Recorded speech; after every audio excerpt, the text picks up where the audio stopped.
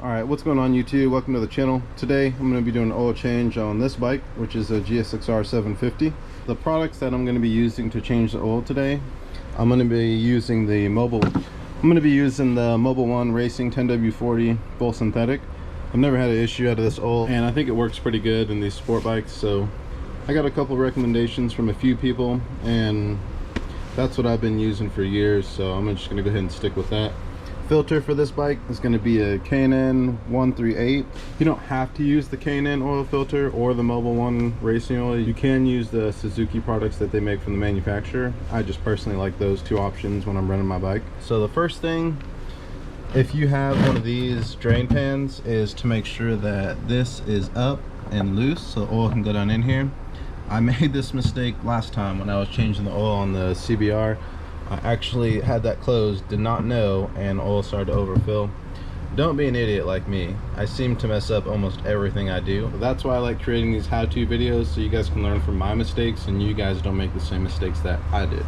I'm gonna go ahead and pop off this drain bolt, which is a 17 millimeter. So after we drain the oil, I'm gonna go ahead and take off this side fairing so we can get to the oil filter, which is gonna be this bolt here. You got 1, 2, 3, and 4. You also are going to have 3 pop rivets, which is going to be 1 on the bottom, 2, and this is your 3rd one right here.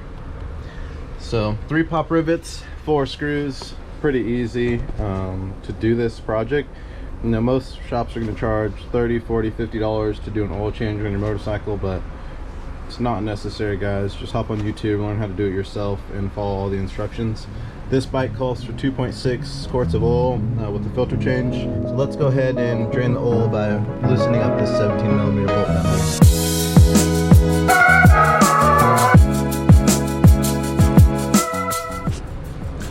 Alright guys, so we got that 17 millimeter bolt out. Definitely due for an oil change. The oil looks terrible. I like to pop off this oil cap here, which is on pretty good as well. Make sure we get the full airflow going through all the way. I'm gonna go ahead and set this next to the drain bolt. So now that we got the oil drained out of here, we can go ahead and loosen these 4 bolts and 3 pop rivets and go ahead and disassemble this side fairing piece. Just so you know, this bottom fairing bolt and this middle fairing bolt are a size 5 Allen wrench. Then these upper 2 fairing bolts are going to be a size 4 Allen wrench. You can get those pop rivets out by using a pop rivet tool. If you don't have a pop rivet tool, then you can simply just use a flathead screwdriver and loosen up the center. I'll show you guys that here in a second.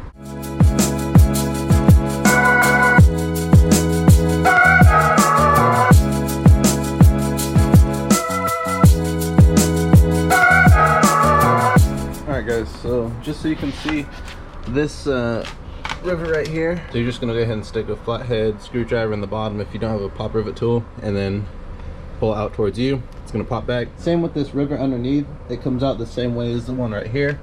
However, this one right here looks like you're gonna just push in the center and that one's gonna pop out. Those are a lot simpler than these ones right here.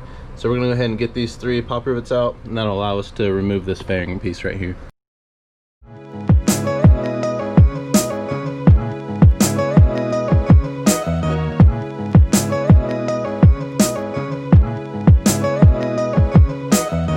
The 4 bolts removed.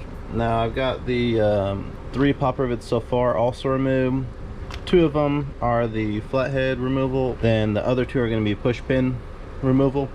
So I did get the first one push pin out up here. The last push pin rivet is going to be back here. It's going to be kind of hard to see, but it's back up in here in this back corner. So you do have to remove that in order to take off this side piece. From what I was looking at, I only saw 3. So once again, this is a learning tutorial video, a how-to. So if you're going to be doing your own oil change on a GSXR, there's going to be 4 pop rivets and 4 bolts, not 3. So that's my mistake. That's why I'm showing you guys the video, so you guys can learn from this video and learn how to do it yourself. Also, I mean, it would be really easy to edit this part out where I did mess up and forget about the last pop rivet, but that's not the point of the video. The point of the video is to show you guys where I did mess up and forget, so when you guys do it, you don't make the same mistake. Let's go ahead and get this last pop rivet out.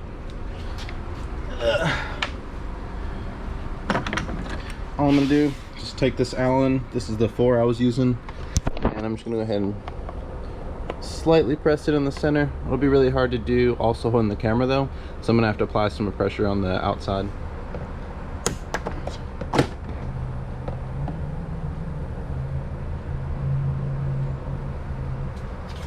Alright guys, so I got the last pop rivet out. It's just connected by a drain hose, so I'm just gonna go ahead and set this fairing piece to the side and the back and make sure I don't scratch it up when I'm setting it down. Alright, so we got the fairing piece out of the way. Now we can go ahead and work with the oil filter. So let's get down here to the oil filter, which lies here. And since generally there's going to be some oil residue in here, I'm going to try my best not to get some oil on the headers. If I do, that's okay. It's just going to smoke for just a second. So you can spray cleaner on the headers to go ahead and get that oil residue off of there so it does not smoke.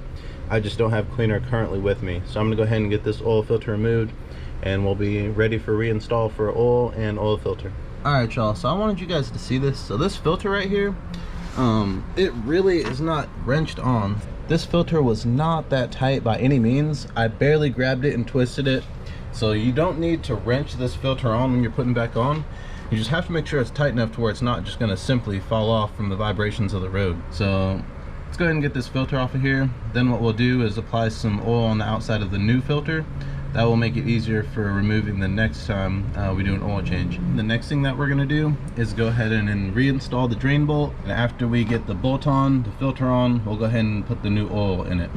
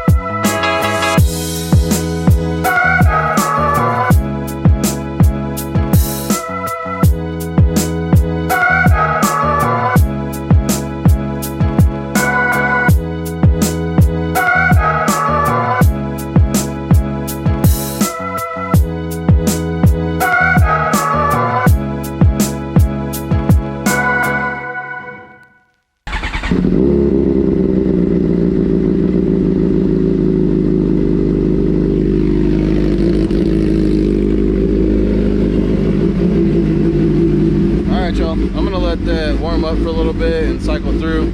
After I cut it off, I'm gonna let it sit, check the oil over for just a second. That's all you gotta do for oil change on a GSXR 750. Sounds like it's canned because I removed the cat and I'm pretty sure it needs a tune, but don't worry about all that. It's perfectly fine. It's just heating up. Once it gets about 100 degrees, usually it idles smooth. I do need to turn up the idle meter just a little bit, but it actually isn't smoking either, which is a good thing. I figured it would smoke just a little bit, but it looks perfectly fine. Rainy day today, so why not change the oil? As you can hear now, the bike's came into idle. It's probably about 100 degrees, so I'm gonna let it run for just a little bit, maybe ride it around just right here in the lot. One last tip for oil disposal and oil filter disposal. You can go ahead and go to any Firestone, Goodyear. They'll be happy to take your oil and oil filter. I'm gonna take the bike around the lot for just a second and make sure the oil level is correct. If it needs any adjustments, I'll make the adjustments at that time. But aside from that, hope you guys enjoyed this video. See you guys on the next one.